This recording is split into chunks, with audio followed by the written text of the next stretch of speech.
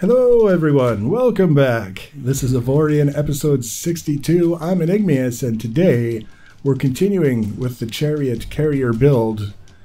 First thing I wanted to do is just kind of scoot around and place some structural integrity field generators where we weren't getting enough coverage.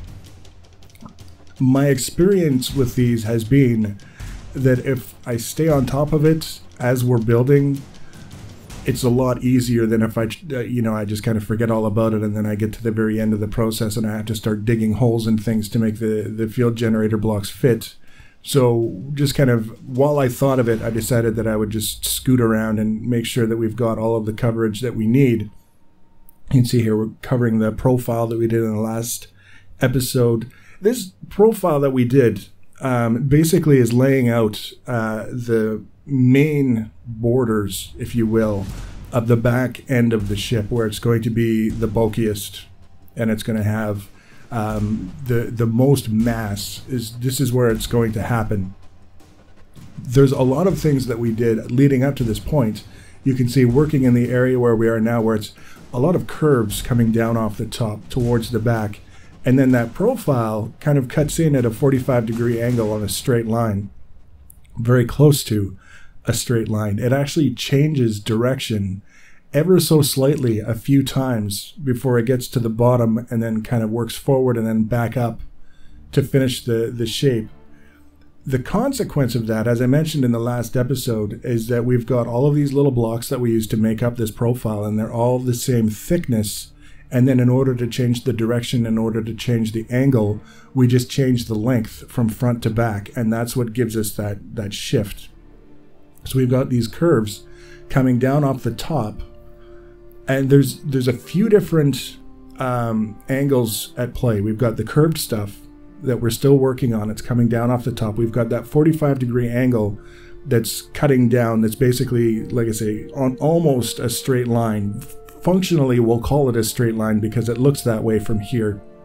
And then we've also got the part of the ship where it comes around in behind those big pieces that we cut and paste and rescaled from the front of the ship and placed on the back. In order to make that work, they have to basically come around and go flat in behind that cut and paste piece. And that's sort of the third element that we have to keep in mind as we're working our way through this whole process, because compound angles and compound curves are challenging in their own right. It doesn't matter how many times I've done them on various different builds and various different profiles and different shapes.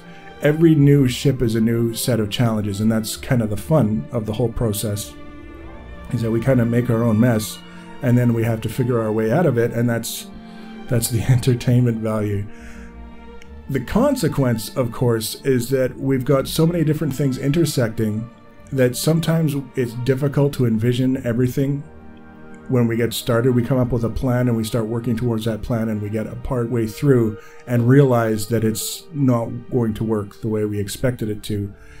And when we've got the multiple elements coming together that are basically defining how things have to work to at least some degree, it quite quickly goes from this should be no problem to this is kind of a nightmare. In this case,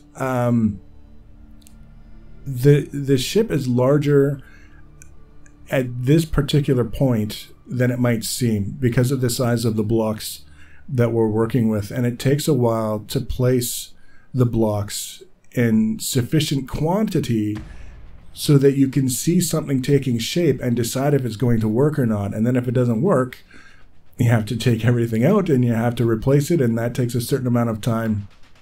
So we end up in this particular case with a few challenges that I hadn't anticipated, and consequently you'll see along the way occasionally large sections of blocks being highlighted and deleted and replaced. And it's just part of the process. Sometimes I think about editing that stuff out, but I mean, if we're talking about the actual meaningful value of these kinds of videos, a lot of it is the learning experience, you being able to potentially learn at my expense from some of the things that I do, and especially the things that I do that don't work, because that's a mistake that you don't necessarily have to make. Maybe you will. and you can have just as much fun making the mistakes as I do, but maybe it saves you a little bit of time. So editing everything out that doesn't quite work isn't always the solution, I don't think. You can see now I'm removing a big chunk here because things just kind of went a little bit wonky. So what we did save from what we started with at the beginning of the video to now is we've got a little bit of that curve that's sort of following the profile and cutting back towards the front of the ship again. Before, we just had the curve coming down and then it was going to change direction. So we have saved a few rows of that as progress that we then want to expand on and try and make work as best we can. And one of the things that I decided, and you can see it starting to take shape here, that trying to follow the profile of that curve and the profile of the angle that we're working with and get everything to come together the way that it's supposed to in behind that part that we cut and paste is a bit much. Something's got to give, and one of the things that I decided is that we would have that little bit of a seam, that little bit of an overhang there, and work around it and see what we can do when we don't have that constraint of trying to make things curved to match that seam. We can just go for slightly larger flat kind of panels that come together, that change direction, change angle where they have to, and still, if I'm kind of pretending in my mind's eye that I know what it's going to look like when it's done, based on this idea of having it go to flat panels in this particular section of the ship, I'm okay with it. I think it'll look absolutely fine. But it does leave us with that seam. And when I think about it, I think, first of all, from the perspective of building now, and it looks kind of awful. It doesn't look very good at all.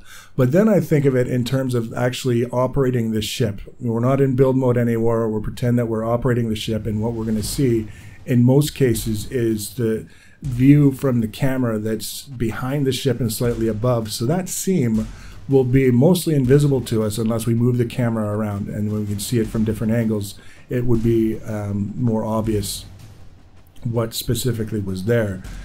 So that's something to think about. And then the third thing that I think about is the people who play on multiplayer servers who get this ship as the blueprint, and then the people that they're playing with, they see the ship from different perspectives all the time. So that seam would be potentially visible to them as well. So there's ample reason for me to at least consider what we're going to do with that seam if the best that we can do is what we're doing now, which is making things more flat and angular so that they line up better.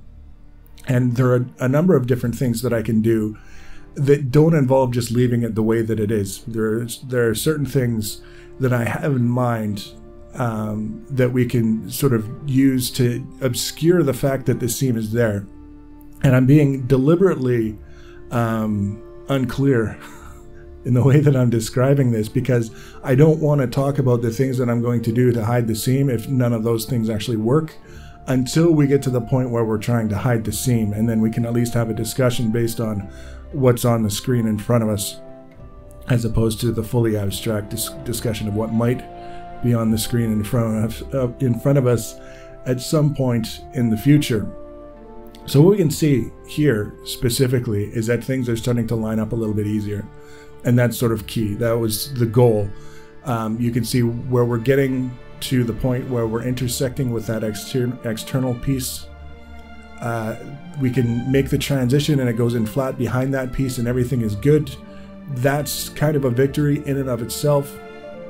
But at the same time, I'm looking at it in the context of all of these other things. Like there's still a lot of blocks to go on this back end, just again because it's the largest single section of the ship up to this point, and the blocks are, relatively speaking, quite small for building something of this size. And the reason they were small is they had to be small in order to make the curved bits believable as curves. It might have been possible for me to transition to larger blocks to make this back end come together not only faster but with fewer blocks. Obviously that's something in the back of my mind with this build, given the nature of the last one. But I think we're in a position now with this build and the block count and how things are coming together that I can afford to have more blocks on the back end than I anticipated.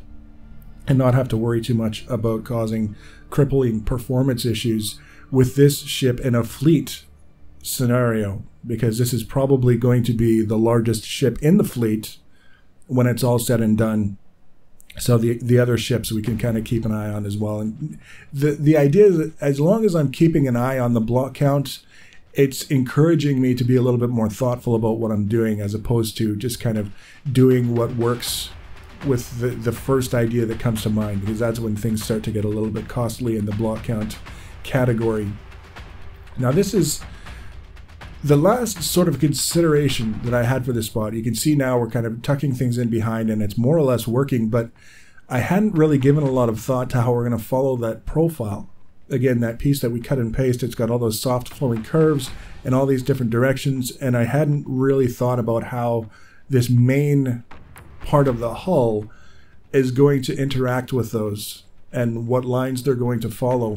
So as we're coming around here, I'm just happy that we're getting everything to transition the way that it's supposed to. We get everything flat and it's looking good. But after we get a couple of rows in and see how things are coming together for that, I realized that it wasn't going to work necessarily the way that I had in mind, not because we had to make sweeping changes, but because I just hadn't given enough thought to how things were going to interact with one another. And in this case, part of that involved starting over completely.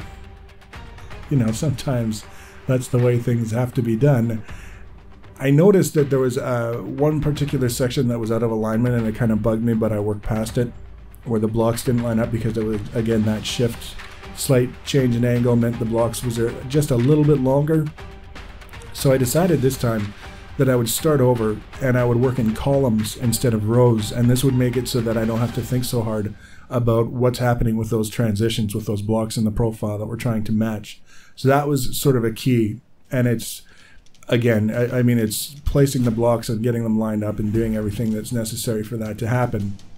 And then also when we get to that part where we're transitioning with the elegant piece on the outside that we cut and paste, there will be a little bit more thought given to how we're going to follow that profile so that everything comes together all the way around and it looks the way that I want it to look, and it's going to be exactly what I had in mind, except for the parts that aren't what I had in mind. So the next episode, we're going to continue with this part of the ship. We're not going to do it block for block because there's a lot of it is just literally filling in large spaces. But where we do the transitions, where we do the interaction with the various different parts, we'll show that. And we'll eventually get this particular part of the ship done. And then we can move on to the other parts, obviously. So if you want to be notified about the next and future episodes in this and other series, the easiest way to do that is to subscribe to my channel or follow me on social media. Links for social media are always in the information section below the video. Feel free to leave your comments and feedback. Thanks for watching, guys, and take care.